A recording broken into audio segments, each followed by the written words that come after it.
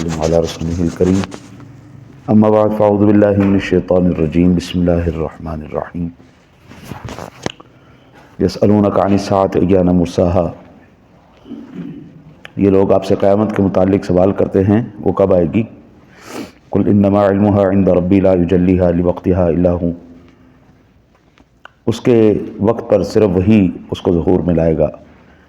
ثقلت فی السماوات والارض، آسمانوں اور زمینوں پر قیامت بہت بھاری ہے۔ لا یأتیکم الا بغتہ، وہ تمہارے پاس اچانک ہی آئے گی۔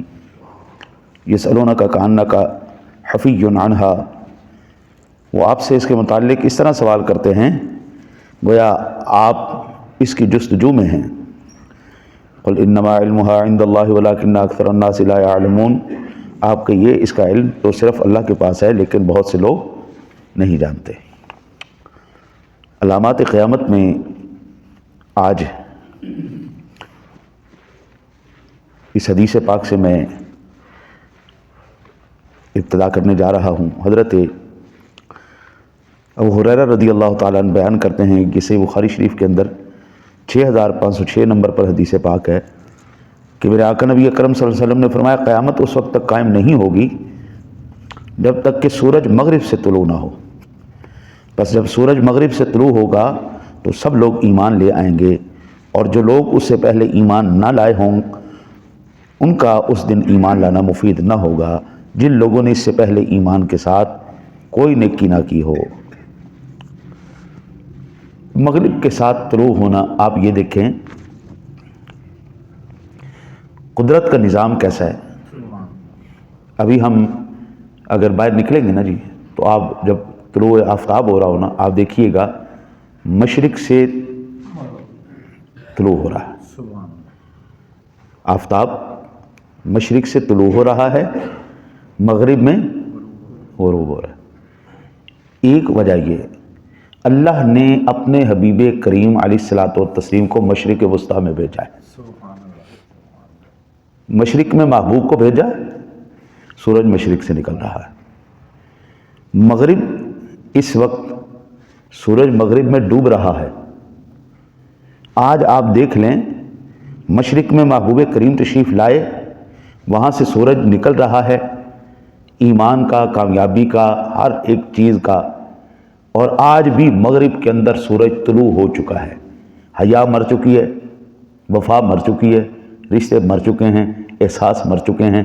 اگر کہیں پر ہے تو اسلام کے اندر ہے، مسلمانوں میں ہے آج بھی، وہ بھی حضور کا صدقہ، ورنہ آج بھی سورج ہمیں روزانہ بتا رہا ہے مشرق والے کے پاس جاؤ گے تو کامیابیاں حاصل ہوں گی، مغرب کی طرف جاؤ گے تو ڈوب جاؤ گے۔ اور یہ حدیث بتا رہی ہے جس دن مغرب سے سورج طلوع ہوا نا جی، جب تم نے ان کی پیروی شروع کر دی، پھر یہ یاد رکھنا پھر اس کے بعد ایمان شیمان گیا، ختم، چھٹی۔ جو پہلے مسلمان ہیں، ایمان والے ہیں، جنہوں نے پہلا اپنا ایمان بچا کے رکھا ہے، وہی لوگ محفوظ رہیں گے، اس کے بعد کوئی قابو میں نہیں آنے والا۔ حضرت جس وقت اللہ اتنی بڑی واضح نشانی ظاہر کر دے گا، مغرب سے سورج کو طلوع کر دے گا، ہاں جی، پھر اس کے بعد ایمان لانا کہاں پہ فائدہ مند؟ حضور کہہ رہے نہیں، یہ مسلم شریف کے اندر حدیث پاک بھی ہے اور بخاری شریف کے اندر بھی۔ اگلی حضرت ابو سعید خدری بیان کرتے ہیں کہ رسول اللہ صلی اللہ علیہ وسلم نے فرمایا اس ذات کی قسم جس کے قبضہ قدرت میں میری جان ہے، قیامت اس وقت تک قائم نہیں ہوگی جب تک کہ درندے انسانوں سے باتیں نہ کریں اور انسان سے اس کے کوڑے کا پھندا بات نہ کرے اور اس سے اس کی جوتی کا تسمہ بات نہ کرے۔ میں صدقے جاؤں، سنن ترمذی شریف کی حدیث پاک ہے حضرت جی، یہ میں نے اپنی آنکھوں سے دیکھا ہے۔ اس وقت اب سائنسدانوں نے وہ آلے ایجاد کر لیے ہیں جو کتوں کی آواز کو انسانی آواز میں ٹرانسلیٹ کر کے آپ سے بات کروا رہے ہیں، وہ میں نے خود دیکھے آلے۔ 14 صدیاں پہلے ہمارے نبی بتا رہے تھے قیامت اس وقت تک نہیں آئے گی جب تک درندے انسان سے بات نہ کریں۔ اب جانور کیا بولی بولتے ہیں، جانور آپ سے کیا کہنا چاہ رہے ہیں؟ حضرت اب مشینیں وہ ایجاد کر لی گئیں جن مشینوں کو لگانے سے آپ جانوروں کی بولیاں سمجھ سکتے ہیں۔ یہ پیشن گوئی پوری ہو گئی۔ پھر میرے آقا جی کریم علیہ الصلوۃ والسلام نے ارشاد فرمایا کوڑے کا پھندا، آج کل نا جی وہ اتنی چھوٹی چھوٹی گھڑیاں آئی ہوئی ہیں، اور گھڑیوں میں جناب فون لگا ہوا ہے جی، باتیں ہو رہی ہیں، وہ این بالکل جو باتیں نا جی حضور کی، جوتی کا تسمہ بات کرے. میرے خیال ہے کمپنی کا نام مجھے ذہن میں گڑبڑ ہوا ہے، نائکا ہے یا کس طرح، ایک جوتا بنانے والی کمپنی ہے. البتہ وہ جوتا آپ کتنا چلے ہیں، آپ نے کتنے قدم طے کیے ہیں، آپ کا شوگر لیول کیا ہے، آپ کا بلڈ لیول کیا ہے، بلڈ پریشر کتنا ہے، آپ کے دل کی دھڑکن کتنی ہے، یعنی آپ کتنا چلے ہیں اور کتنا دوڑے ہیں، یہ ساری چیزیں وہ جوتا آپ کو بتاتا ہے جناب کہ آپ کیا کر رہے ہیں. صدیوں پہلے میرے کریم آقا جی کی نگاہ کتنی آگے تھی، جوتی کے تسمے تک بات کریں گے. اللہ اکبر. یہ وہ نشانیاں ہیں قبلہ جو عین 100% مکمل ہو چکی. وہ فارسی کے اندر ایک مقولہ ہے، عقل مندارا اشارہ کافی است. عقل مندوں کے لیے اشارہ کافی ہوتا ہے. یہ ساری نشانیاں عقل مندوں کے والوں کے لیے، عقل والوں کے لیے.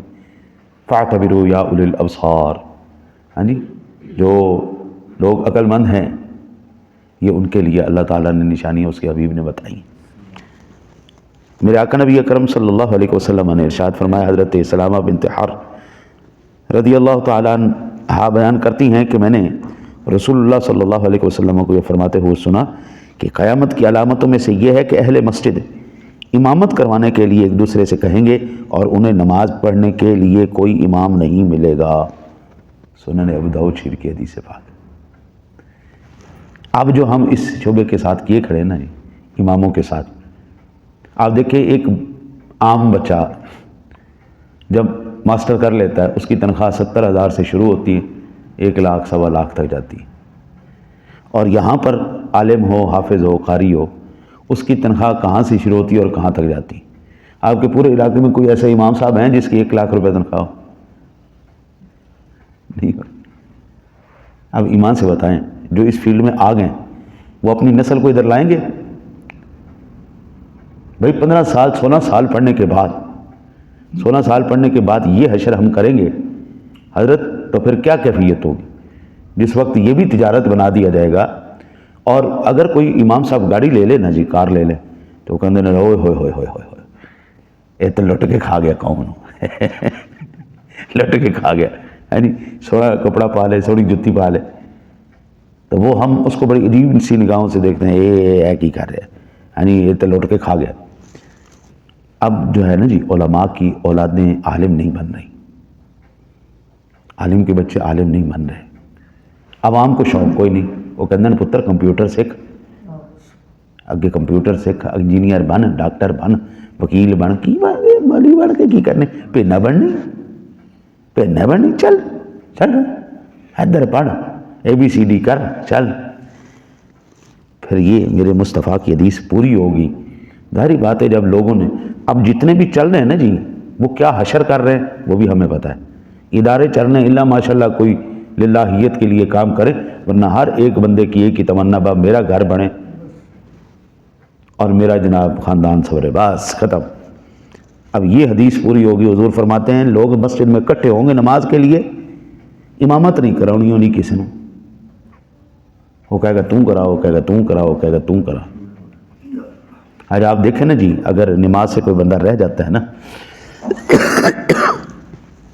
پیچھے سے 5-7 بندے آ جاتے ہیں تو 5-7 وکھرے وکھرے اپنی نماز پڑھ لیں گے. یہ نہیں کہ اسی ایک نو امام بنا کر پیچھے جماعت کرا لی.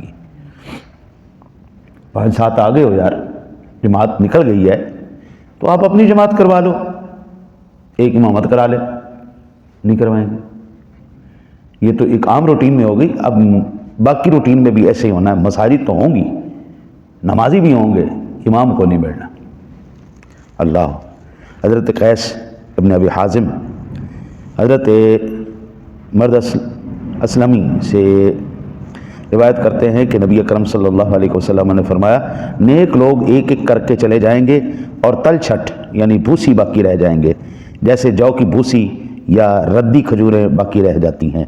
صحیح بخاری شریف. اچھے لوگ، نیک لوگ، خاندانی لوگ جو میں اکثر کہتا رہتا ہوں وہ ختم ہو جانے، ایک ایک کر کے ٹور جانے. اللہ ساڈے شاید کدی آتے سن نا جی جلال تو فرماندے بندے ٹر کے رہ گئی سلواراں، بندے ٹر کے رہ گئی سلواراں۔ میرے کریم آقا جی علیہ الصلوۃ والسلام ارشاد فرما رہے ہیں ایک ایک کر کے سب نیک لوگ چلے جائیں گے، بھوسی باقی بات رہ جائے گی، بھوسا رہ جانا۔ تو شکل تو ہماری انسانی رہ جائے گی، لیکن حضرت صاحب اندر کوئی نہیں، جذبات کوئی نہیں۔ اب واقعی وہ لوگ ہمارے جو بڑے لوگ تھے نا جی، وہ اگرچہ ان پڑھ تھے، اتنے پڑھے لکھے نہیں تھے، لیکن ان کے ایمان بڑے مضبوط تھے، ایمان بڑے ان کے مضبوط تھے۔ ہم بڑے پڑھ لکھے ہیں لیکن سارے ایمان مضبوط کوئی نہیں۔ پہلے لوگوں کی مسجدیں کچی ہوتی تھیں، عقائد بڑے پکے ہوتے تھے، اب مسجدیں پکی ہو گئی ہیں، عقائد کا پتہ ہی کوئی نہیں، ختم ہوگی، چھٹی ہوگی، کھلی ولی ہوگی۔ اللہ سے دعا کر دے اللہ اپنے حبیب کریم علیہ الصلوۃ والتسلیم کا صدقہ آپ کو مجھے عمل کی توفیق